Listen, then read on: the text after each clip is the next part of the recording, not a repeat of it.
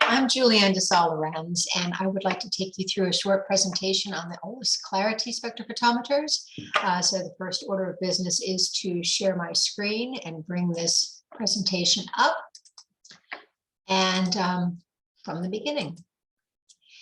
CLARiTY spectrophotometers. We coined the line "scatter does not matter" years ago in the conference room, just loving this. It's caused some confusion, but the truth is scatter does not matter. Only sample absorbance does. The standard way of doing UV vis spectroscopy is you've got a focused beam of light traveling through a 1 centimeter square cuvette. Your measurement light now contains that same light minus the absorbance and any scatter by the sample to a detector. It all works very well unless your sample scatters a lot. And then, of course, much of your light photons does not make it to the detector. And so you have light lost. Of course, the instrument doesn't know whether it was lost or whether it's absorbance. So you wind up with an apparent high absorbance rather than the correct answer. The AMINCO DW2 was a gold standard used for decades. It attempted to solve this problem by putting a very large phase detector very near the sample so as to capture as much of the straight through light and scatter as possible. It also had a very clever way, Britton Chance developed this, of the monochromator utilizing two wavelengths, one measuring the wavelengths of interest, which contained chemistry and scatter, and the second one chosen specifically to not have chemistry and only scatter so that their difference would leave just chemistry. It works rather well in the visible range. It's not very effective in the ultraviolet region.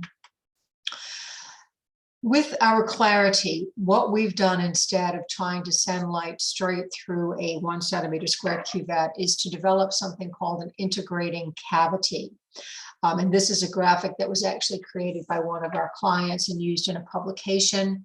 This typically round-bodied quartz flask is in a highly reflective environment with a diffuse input port to create as diffuse measurement light as possible. As usual, your beam of light comes in. In our case, we intentionally scatter the light to create a full gas of photons inside of this environment, which cannot escape then, because recall that the walls of it are highly reflective. And the only way that any light can get out is through a second port going straight to the detector. So otherwise, the instrument is just like an ordinary spectrophotometer, light source monochromator. Now, instead of a cuvette, you've got the DeSalle suspension presentation cavity adjacent to the detector. There's stirring and temperature control available in these. Scatter does not matter, only absorbance does. And interestingly, because the light is trapped inside of this cavity, you wind up with a very long effective path length, potentially 30 centimeters. These earlier parts noted that we have different models, including ones that are for CCD detection as well as for photomultiplier tube detection. Some of the measurements which we've made over the years: yeast characterization, algae characterization, working with bacteria, nanoparticles, oxygen binding to whole red blood cells. We'll see that later on. Mitochondrial respiration, pigment generation in seedlings. One of our clients actually put a root system down into his DSPC. Heme protein characterization in live mammalian cells. Another one of our clients put intact frog retina inside one of the DSPCs. The cavity can be filled. There's no Z height as there is with the cuvette in here because the entire cavity is involved in the measurement. So you can use just a very small volume at the bottom. You can half fill your cuvette. You can have a test tube assembly. You can have a small immobilized sample in solution. The absorbance does affect the path length, of course, just as it would in your cuvette. In our case, it can be a little bit more extreme because we do have the potential of very long path lengths. Again, up to 30 centimeters with a relatively dilute solution. It'll be much slower, or excuse me, much shorter if it's a very dense material. how do you get the correct answer? Well, it's a volume dependent correction because again, it's not, you might have anticipated by now, it does not follow Beer's law. We don't have a 1 centimeter path length. We have a variable path length based on the sample's absorbance. So we do have mathematics that we've been developing over the years for dealing with this correction.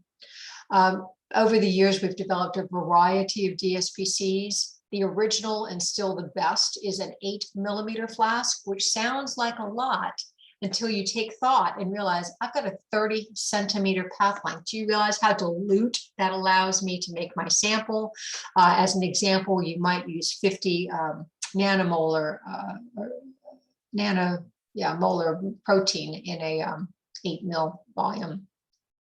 4 mil is one thing that we've also tried and sold several of. The 1 mil, it's a little awkward to use and it doesn't really produce much longer path length than the 1 centimeter square. You can put a test tube in them, or we can create an anaerobic environment for you. And as I mentioned, we put in intact things. So one client put in retina, another one put in fruit. Here we have a beautiful example of an experiment that would be impossible with any other technology. We're capturing oxygenated and deoxygenated states of red blood cells using living intact human red blood cells. Look at the y-axis, look at the wavelength range. In this case, we did use the 4 milliliter DSPC. These were data collected by one of our clients looking at 2 intact ALGAE systems. Here you have hydrogels, obviously very viscous, light scattering materials before and after the addition of hydrochloric acid. This is an interesting test that we did very early on for our own edification. The yellow line down at the bottom shows our CLARiTY performance using polystyrene beads, which have 0 absorbance. And so does the CLARiTY get 0? Yes. The blue light right above it, the blue line right above it came from the previous gold standard, the AMINCO DW2, which we, by the way, have modernized close to 200 of over the years. They're really very good instruments, which we can make Windows 10 compatible. The Carry 14, a regular, really high quality UV vis, is in purple, and then a diode array spectrophotometer is the one that has the completely ridiculous, 1+ absorbance at the top of the page. Again, recall the answer is 0. Now here we have some yeast undergoing reduction. We're following this with up to 100 scans per second. So each of these traces that we're showing you is a few milliseconds, tens of milliseconds each from intact whole yeast. We have 5 different models, which we can look at on the website together at some point. Absorbance measurements of all samples, whether clear, a little bit turbid, or completely opaque. We've done whole milk, we've done red wine. Obviously, at the low extreme, you're going to have very, very dilute, 10 to the -7 cells per milliliter type thing, up to the highest where we're working with whole milk. A couple of comments from the first owner of the CLARiTY, one who subsequently purchased a second one as well. I don't plan to purify anything ever again. With the CLARiTY 1000, I've gone away from purified studies. I'm only interested in whole cell work from here on out.